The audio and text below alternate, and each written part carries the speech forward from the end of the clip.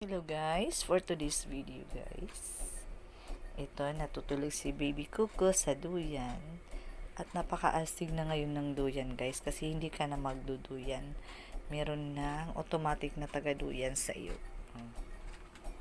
So ayan guys, isisit mo lang yan dito. Nabili to sa online ng anak ko guys, so isisit mo lang yan dito. Ito yung kanyang switch button, saka ito kung ilang oras daw, pwede 2 oras, ipipindot lang yan, at saka dito ayan, meron itong music kaya lang di gumana, sira daw yung music niya. So 1 hour yan, nakasit sa 1 hour.